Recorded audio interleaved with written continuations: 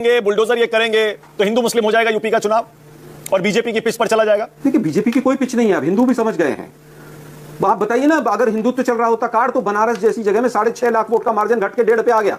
Election commission ने बड़ी ताकत लगा के जिताया मोदी जी को, कई घंटे काउंटिंग बंद रखी। बनारस के जितने मंदिर टूटे थे उनकी मूर्तियां, खंडित मूर्तियां और शिवलिंग जो हैं वो थानों में रखे हैं, पड़ोसी जाके रोज जल चढ़ा देते हैं उसके ऊपर।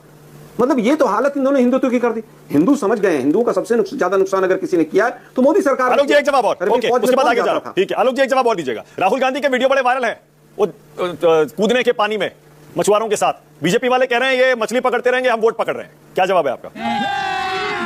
अभी मजा आएगा ना भिड़ो। नहीं, उनको वोट पकड़ने की बीजेपी वालों को जरूरत कहां है? क्या इलेक्शन कमीशन को फीस नहीं गई क्या उनकी? इलेक्शन कमीशन अपने आप पकड़ लेगा वोट। तो इलेक्शन कमीशन अपने आप इनका काम करता घूमता रहता है, सरेआम वोट चोरी करता है इलेक्शन कमीशन, पूरा देश देख रहा है। सुप्रीम कोर्ट फटकार लगाता है, मरे हुए लोग सुप्रीम कोर्ट तक पहुंच जाते हैं। हम हर बार सोचते हैं कि बस अब मोदी जी की भाषा का स्तर और नहीं गिरेगा, लेकिन हम हर बार फेल हो जाते हैं। मतलब मोदी जी हमें सबको फेल कर देते हैं। जब मुजरा, ज्यादा बच्चे वाले, भैंस खोल ले जाएंगे, मंगलसूत्र छीन ले जाएंगे, जब इस तरह की भाषा आई थी तो लगा था नहीं यार, देश के प्रधानमंत्री हैं, चुने हुए प्रधानमंत्री हैं, अब इससे नीचे की स्तर का कोई बात नहीं करेंगे। अब उनको पता नहीं कट्टा कहां से याद आ गया। अब कट्टा को जरूर कोई ना कोई, जब एक्सपीरियंस किसी का रहता है तभी इतनी शब्दावली इस्तेमाल करता है व्यक्ति। आज मैं पार्क में सुबह सुबह गया तब भी कुछ चीजें चर्चा चल रही थी। अभी दोपहर में कुछ लोग वहां पर खड़े थे, चाय पी रहे थे हम लोग, तो कट्टे पे ही बात चल रही थी कि भाई कट्टा क्या होता है। तो किसी ने कहा कि शायद अडवाणी के कट्टा तो नहीं लगाया था। मैंने कहा यार ऐसी बात मत करो, अडवाणी जी भी बहुत सम्मानीय है, मोदी जी भी बड़े सम्मानीय है। अब अडवाणी जी के कट्टा लगाया और नहीं लगाया तो किसी ने कभी के नहीं कहा, लेकिन लोग चर्चा कर रहे थे। फिर एक और बोल पड़ा चाय पीते पीते, बोला जी कि ये ट्रंप ने कहीं कट्टा तो नहीं लगा दिया था मोदी जी के? कि ट्रंप का नाम भी लेने से डर रहे, टा नहीं बोल पा रहे मोदी जी। अब इसीलिए इतना कट्टा याद आ रहा होगा। कौन से पार्क में गए थे आलोक जी? कौन से शहर में है? गृह मंत्रालय। कौन सा पार्क था? अरे भाई मैं दिल्ली में ही हूँ। अच्छा अच्छा, मैं आज दिल्ली में ही हूँ। चाय पी रहे थे शास्त्री भवन के पास। अच्छा, अब लोगों की मुंह थोड़ी ना पकड़े जाएंगे। मैंने उनको डांटा भी। मैंने कहा भाई देश के प्रधानमंत्री के लिए ऐसा नहीं बोला जाता है, ऐसा नहीं बोलते हैं। ठीक है, उनका वो पढ़ाई वढ़ाई नहीं हुई, एंटायर पॉलिटिकल साइंस की डिग्री है, अब वो कुछ भी शब्दावली इस्तेमाल कर देते हैं, लेकिन चुने हुए तो है ना। चाहे इलेक्शन कमीशन ने चोरी से भेजा उनको प्रधानमंत्री के पद पे, लेकिन दुर्भाग्य यह है कि मोदी जी आज भी दूसरी पार्टियों को कोसना, दूसरे नेताओं को कोसना, दूसरी पार्टियों के अंदर झांकना, इसी पर विश्वास रख रहे हैं। आज भी वो नहीं बता पा रहे कि 11 साल में मैंने कौन सी चीजें मिल शुरू की। आज भी नहीं बता पा रहे कि 20 साल के शासन के बाद। प्रधानमंत्री की भाषा पर आप सवाल उठा सकते हैं, आपको पूरा हक है, लेकिन वो सब जो मुद्दा उठा रहे हैं उस पर भी जवाब दे दीजिए। बैठे हैं सतीश जी, ये देखिए लगातार हम लोग पिछले 15, 20, 25, 30 दिन से 35 दिन से चर्चा ही कर रहे हैं। क्या आरजेडी ने वाकई दबाव डलवाकर, प्रेशर डालकर कांग्रेस से ये घोषणा करवाई कि तेजस्वी यादव सीएम होंगे? मैं तुम्हें अभी समझाता हूं। ये लोकतंत्र है, हम क्यों दबेंगे किसी से? आरजेडी क्यों दबेगी? दबने वाले दबते हैं। आज नीतीश जी का वो 25-30 सेकंड में प्रेस कॉन्फ्रेंस खत्म हो गई, वो दबाव था। चिराग पासवान और तमाम लोग दबाव में पिछली बार हनुमान बन के चुनाव लड़ रहे थे कि जेडीयू को फिनिश करना है, ये दबाव होता है। 2019 में जेडीयू 2019 के लोकसभा के चुनाव में अपना घोषणा पत्र नहीं ला पाई बीजेपी के दबाव में, ये दबाव होता है। हमारे यहाँ पर सबने मिल बैठकर सारी चीजें तय की, कई जगह हम भी फाइनल नहीं कर पाए चीजों को। तो स्वाभाविक है कि जब फाइनल नहीं कर पाए तो कोई बात नहीं भाई, फ्रेंडली फाइट करेंगे। लेकिन दुर्भाग्य पूरा ये है कि आज आप एक बार भी ये नहीं बता रहे मोदी जी कि 15 साल में हमने क्या किया। आप ही का हनुमान कह रहा है कि जंगल राज, 2 महीने पहले उसने कहा, आपने चुप करा दिया उसे। जिस तरह से कैंडिडेट्स के मर्डर हो रहे हैं, कैंडिडेट्स के सपोर्टर्स के मर्डर हो रहे हैं, कैंडिडेट्स के साथ जो लोग चल रहे हैं उनके मर्डर हो रहे हैं। आज 2 दर्जन से ज्यादा पर हफ्ते, प्रति हफ्ता किडनैपिंग, रेप और मर्डर के केस हैं। एनसीआरबी के आंकड़ों में बिहार कहां है मोदी जी, जरा बता दीजिए। फिर वो घुसपैठिया लेके बैठ जाते हैं। अमित शाह जी इतने कमजोर गृह मंत्री बना रखे हैं मोदी जी ने कि जहां जहां अमित शाह जी जाते हैं पीछे पीछे पता नहीं ट्रकों में भर के जाते हैं या बसों में घुसपैठिए पीछे पीछे पहुंच जाते हैं। झारखंड गए, वहां दिल्ली का चुनाव था, यहाँ फिर अब बिहार में घुसपैठिया कर रहे हैं। अरे भाई देश के प्रधानमंत्री, आपको थोड़ी सी भी लज्जा नहीं आती है? सरकार 11 साल से आप चला रहे हैं, आपकी सरकार पकौड़े चल रही है, आपका गृह मंत्रालय पकौड़े चल रहा है क्या? योगी जी को आपने जवाब नहीं दिया, पप्पू पर आप प्रधानमंत्री पर चले गए, क्या वजह है ये?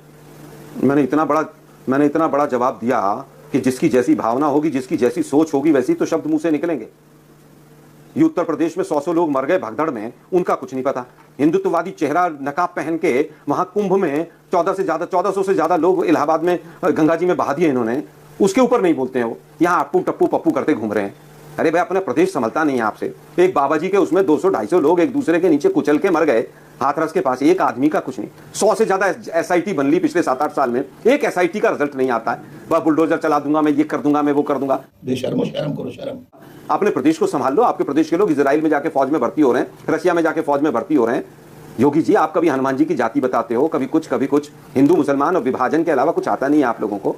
उत्तर प्रदेश कहां पहुंचा, क्या किया, उसके बारे में बात करो ना। अभी मैंने लिस्ट निकाली इंजीनियरिंग कॉलेजेस की, गूगल पे ही मिल गई।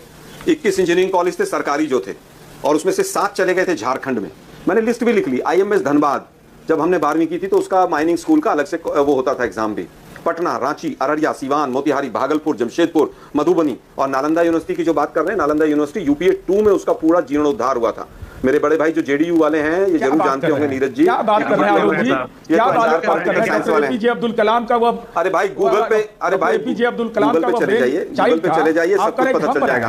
अरे सुनिए ना नीरज भाई, 4 यूनिवर्सिटी थी, तक्षशिला, नागार्जुन, विक्रमशिला और नालंदा। ये मोदी जी ने चाय बनाते हुए बनाई थी, जब वो चाय बेच रहे थे। तो इस पे विवाद ही नहीं करना चाहिए हमें किसने बनाई थी। मैंने इंजीनियरिंग कॉलेजेस की लिस्ट भी गिनवा दी। आप नीरज भाई, आप काफी सम्मानित व्यक्ति हैं। वापस आता हूं, देखिए आज जिस तरह की भाषा का उपयोग बिहार के अंदर हो रहा है मानक जी, ये बिहार का अपमान है, बिहार की जनता का अपमान है। मोदी जी चाहते हैं कि मैं निम्न स्तर की भाषा का इस्तेमाल करके बिहार के लोगों के वोट को चुरा लूं मैं। ये दुर्भाग्यपूर्ण है। आप देश के प्रधानमंत्री, 11 साल से आप प्रधानमंत्री हैं। देखिए मैं 3-4 चीजें कहना चाहूंगा। सबसे पहले तो बीजेपी चौथे नंबर पर रहेगी। दूसरा, ये गवर्नमेंट इंजीनियरिंग कॉलेजेस की बीटेक की फीस वेबसाइट पर पड़ी हुई है, मैं पढ़ देता हूं। भागलपुर की 4,13,000 है, पटना की 1,04,000 है, गया की ये सेमेस्टर वाइज है आई थिंक, NCD चंडी 43,000 है, MIT बिहटा 55,000 है, और NIT पटना 3.5 लाख है। ये बीजेपी वाले झूठे बहुत हैं। तो लेने के देने पड़ गए। फराज भाई, ये अखिलेश जी और योगी जी की लड़ाई क्यों बन गया बिहार का चुनाव? क्यों आमने सामने आ गए? मानक जी ये भी गलत। मानक जी मेरी एक आप हेल्प कर दीजिएगा और मदद ये कर दीजिएगा कि मुझे ये समझने में, हाँ बोलिए। मुझे ये समझने में, जी मुझे ये समझने में कि इस देश का रुपया ज्यादा तेजी से गिर रहा है या आदरणीय प्रधानमंत्री जी और आदरणीय मुख्यमंत्री जी की भाषा का स्तर। आजकल दोनों में जबरदस्त कंपटीशन चल रहा है। रुपया कह रहा है मैं तेजी से गिरूंगा, माननीय मुख्यमंत्री जी की भाषा कह रही है कि मैं तेजी से गिरूंगी। अब आप देखिए मानक जी, जैसे अभी मुख्यमंत्री जी ने बात की ना, क्या वो पप्पू और लप्पू और टप्पू, चलिए मैं उनकी ही भाषा में जवाब दे देता हूं। इस देश में मानक जी एक है गप्पू, इस देश में एक है कप्पू, और इस देश में एक है पलटू। जो गप्पू हैं उन्होंने, हम लोग बचपन में जब छोटे थे ना, तो आप सुनिए, अरे सर साहस रखिए सुनने का। तो जब हम लोग छोटे थे मानक जी, तो अपना कोई दोस्त जब कोई गप्पाजी करता था, झूठ बोलता था, तो हम कहते थे यार गप्पूपन मत करो, तुम बहुत बड़े गप्पू हो। तो कौन गप्पू है मानक जी? जिसने ये कहा था कि इस देश में पेट्रोल 50 रुपए में बिकेगा, क्या वो गप्पू है? क्या वो गप्पू है जिसने कहा था कि हर एक के खाते में 15-15 लाख रुपए आएंगे? क्या वो गप्पू है जिसने कहा था कि पीओके भारत में आ जाएगा? और जो पलटू है मानक जी, उनके बारे में तो यह भी नहीं भरोसा कि चुनाव से पहले पलटेंगे कि चुनाव के बाद में पलट जाएंगे या बीच चुनाव में पलट जाएंगे। तो एक हो गए गप्पू, एक हो गए पलटू, और एक मानक जी, हम लोग जब छोटे थे, तो मैं फिर से बता रहा हूं, एक हम लोग का मित्र था, हम लोग की मित्र मंडली में, वो बहुत नफरती बातें करता था, बहुत ही ज्यादा गंदे गंदे कटाक्ष करता था, तो उसको हम लोग कप्पू बोलते थे।